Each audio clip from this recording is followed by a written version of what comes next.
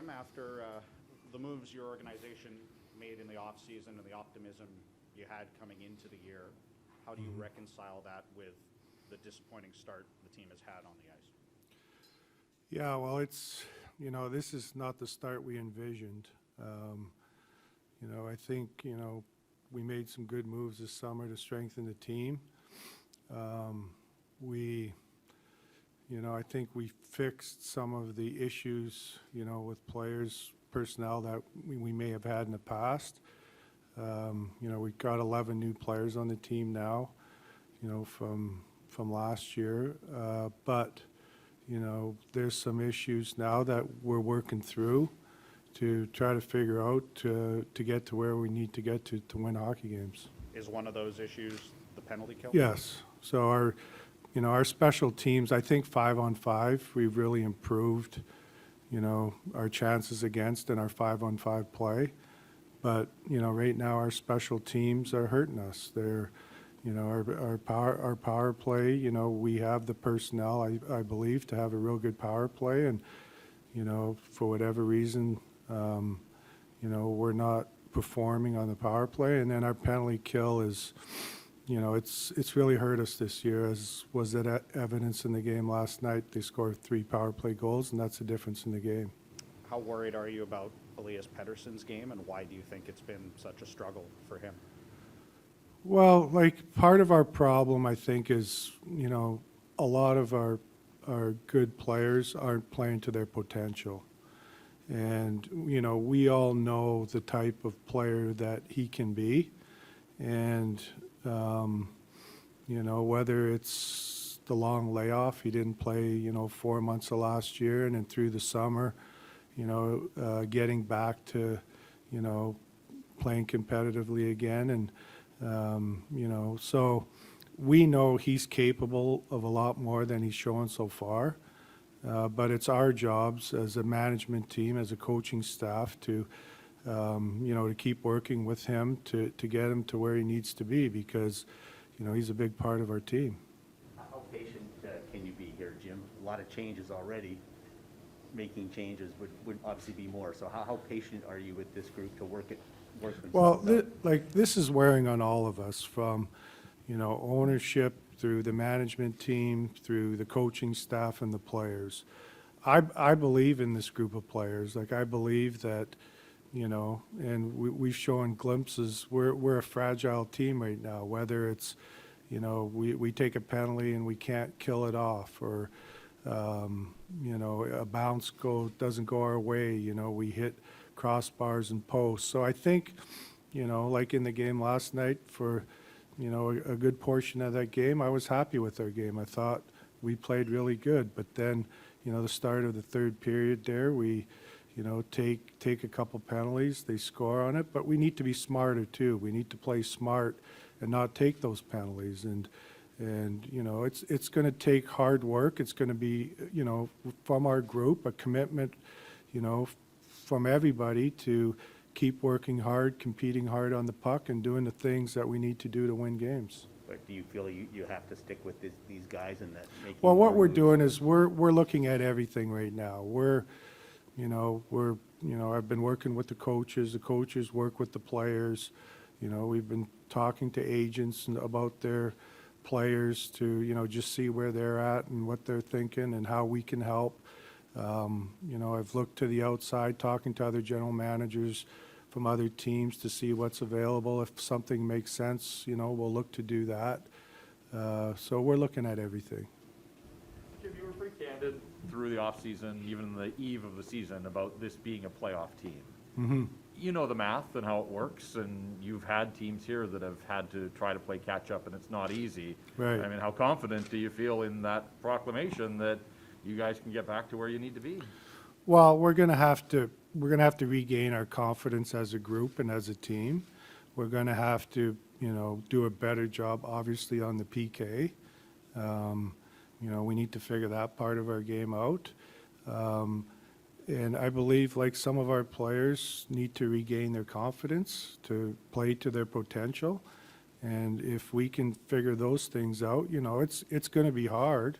It's not going to be easy, but I think if we can figure those things out, we're going to have to string a group of wins together now to get back in it. And like I said, I still believe in this group of players, and we're going to keep working hard to, find solutions to our problems. And, we still want to be a playoff team. Travis has sat there on a number of nights and lamented the fact that this team can't win a face-off, and that's been part of the problem on the penalty kill. Are you prepared to run with 4 left-handed centers where it looks like your opponents are picking you guys apart when they're on the power play? Yeah, well, when we do our strategic planning in the summertime, our PK, the guys that, we had penciled in that were going to be penalty killers were, obviously Brandon Sutter and Tyler Mott, and then, Jason Dickinson, who we traded for, and Highmore. And, like not having Brandon Sutter and Tyler Mott to start the year, it's a big loss for us because they're good penalty killers. We traded Jay Beagle this summer, and he did an excellent job for us in that area. And so, but we've had to, that we need to make adjustments. We traded for Lamico, and, but it's just not the players. We got to, it's the strategy involved in how we're going to kill penalties, and I think the coaches are working with the players on that so we can do a better job. Do you have an update on Brandon Sutter? Well, he's feeling better. As you guys know, he's what they call a COVID long hauler, and I talked to him last week. He's feeling better and better all the time. He's nowhere near close, working out or getting back on the ice. But, we're hoping here that at some point he can start working out and start skating again and be with the group. Jim, when you said there was personnel issues you needed to address, what were those? You said you brought in 11 new guys. And there Yeah. were things you needed Well, to we do. wanted to have more depth in our scoring group, right? So we wanted to try to, build a group where we had three lines that can contribute to the scoring, a little bit more offensive depth. Bringing in on the back end, I think, bringing in OEL and Poolman, I feel like, those were guys that could, work with some of the players we had to make them better, and I think they've shown that. So, those are the issues that I was talking about. Before the season, I think quite rightly, you took the position that your team would be fully vaccinated. Right. Travis Hamonic became an exception to that. What changed to have that happen? So as I came in to talk to you guys, I talked to Travis before I walked in to talk to you guys, and he was on his way to get vaccinated. So he was just on his way to go get the vaccination. He went over to the pharmacy, and he, had, some second thoughts, I guess. And then he went through some other struggles that, issues that he was dealing with. He took a leave of absence from the team to deal with those issues. And then he got the one vaccine. And so now he's got both vaccines. And it's like he got the second one a couple days ago. So it'll be a couple weeks yet. And then he's classified where he can go across the border. We hear a lot from Travis. We've heard from you from time to time. Why don't we ever hear from Francesco? Well, and I don't know how it gets out here, but I had a meeting with ownership the other day, and when I meet with the ownership, it's kind of a state of the union as to where the team's at. Obviously, ownership's not happy, with the start we've had, and we've talked about, the issues that we're having as a team and as a group, and I tried to give them solutions to our problems, how we're going to figure this out and how we're going to get better and how we need to be. So, that's kind of, the way things work around here. So, I'm kind of the spokesman for him in that regard. When you say, Jim, that you guys are looking at everything, does that include the coaching staff? Are you reviewing Travis, or is his job safe as far as you're concerned?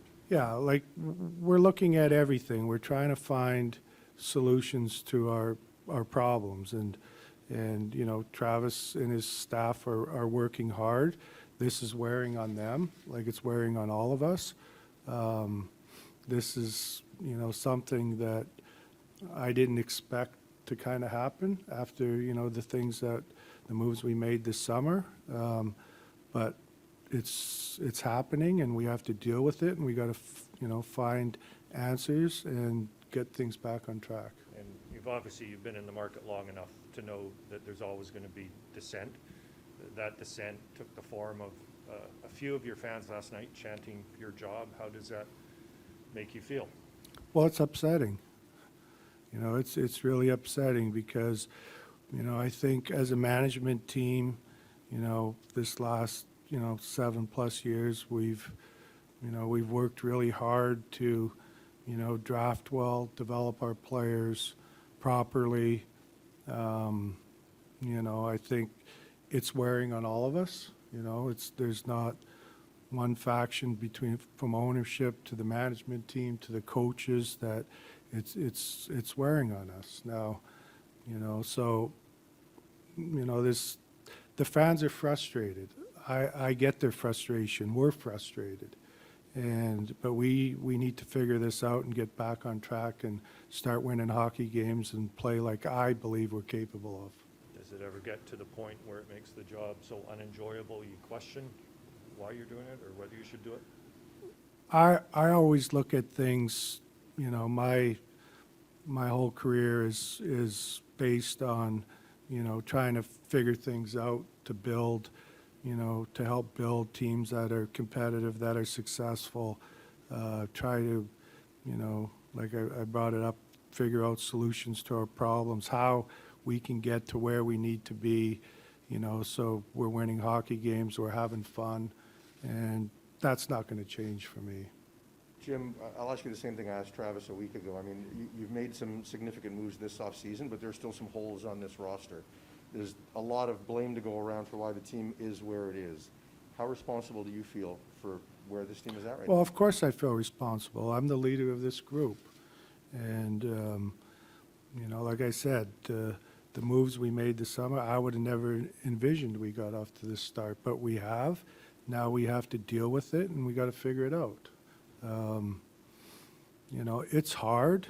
I'm not going to sit here and say it's not hard. It's really hard. But, you know, like what's going on in BC right now with the people out in Abbotsford and the floods that they're dealing with, that's not easy either. So this is what we call life. Ian mentioned, you asked if Travis's job is safe. Do you feel your job is safe? Well, I'm not going to worry about that.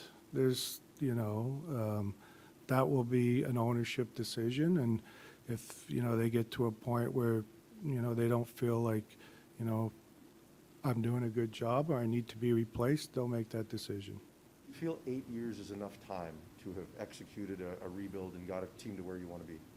Yeah, I believe so. And like I told you, I like this group. Like, I like this group of players. And I think, you know, along the way, what we tried to do is make sure that with, you know, our younger players, we surrounded them with veteran players so they could learn from them, you know, glue guys that could teach them. Because, you know, but now we've kind of handed it over to the, you know, that younger group of players that we've drafted and developed. And, you know, with that responsibility comes a lot of pressure. And, you know, now we got to, you know, work with these guys to, you know, get them to play to their potential.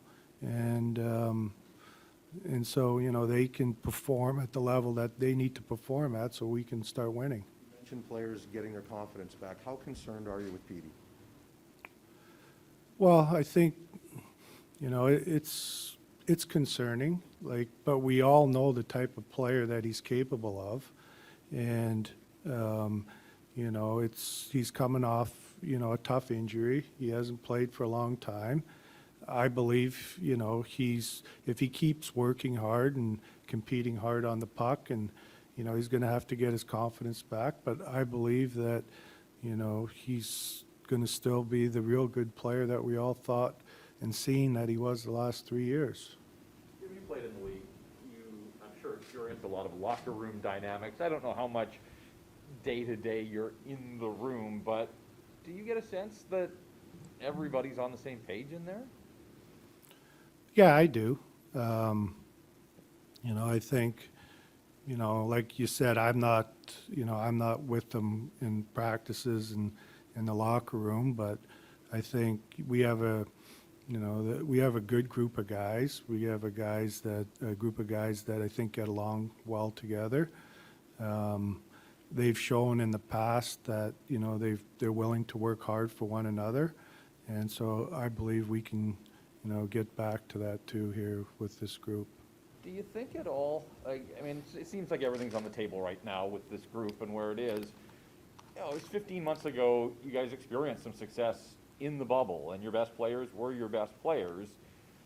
What do you recall from that, and what guys did well there that isn't happening now? And maybe did this organization overvalue that? It was such a unique experience in the bubble for the first time.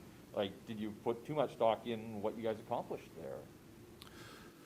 Well, I don't know the answer to that question. I do know that, from in that Minnesota series, I thought Brock Besser was one of our best players in that series.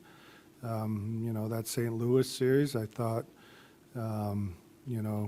Quinn Hughes was really good in that series. And then when we played Vegas, I thought Petey and Demko were real good. So, they got a taste of, what it was like to play in that style of hockey, and they performed at that level. And so I believe that they have it in them to, to perform at that level now in the regular season and in the playoffs again at some point. A guy involved in that series was Manny Malhotra. In hindsight, has his departure been bigger than perhaps you realized? Well, Manny was more the eye in the sky for us at the time. I think bringing in Brad Shaw, I think, has been real positive for our group. Like I said, our 5-on-5 play is, we're not giving up the chances that, the high danger chances that we did last year. Manny's real good at what he does. So, I'm sure, there's certain aspects of what he did that we miss, but, I'm confident in our assistant coaches that, they're making up for the difference in what Manny provided for us. Jim, you mentioned the performance of your young core in the 2020 bubble.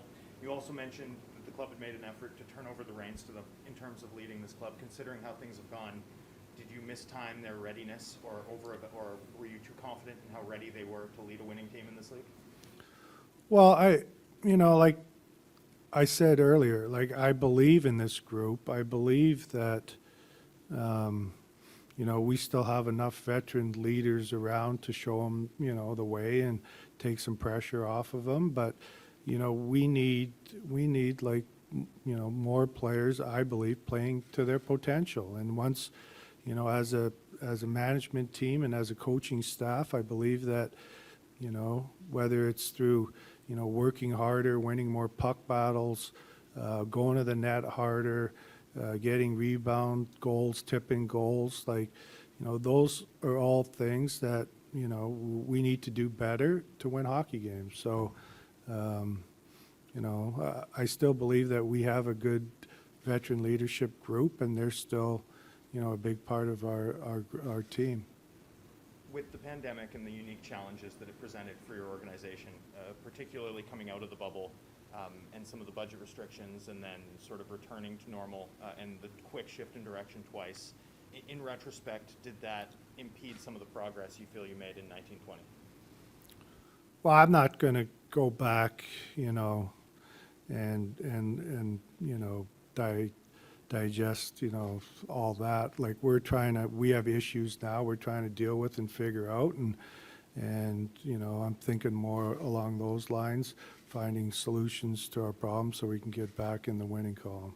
Regarding the leaked meeting with ownership this week, is there any color you're able to provide for how that meeting went and whether or not it changed your mandate as the head of hockey operations? No, like we have these meetings with ownership periodically, and it's like a State of the Union. Like, okay, we didn't get off to a good start. They're not happy. Like, what are we doing to figure things out? Like, how are we going to get this thing changed around?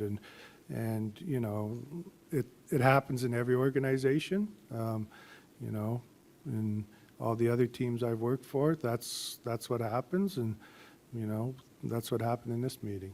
With regards to 8 months ago, your club launched an internal investigation through an independent law firm into the allegations that were made against Jake Buchanan. You gave us an update on that in July. You gave us an update again in September. You know, 8 months on, has that investigation concluded, understanding that you probably can't comment at length about a pending legal matter?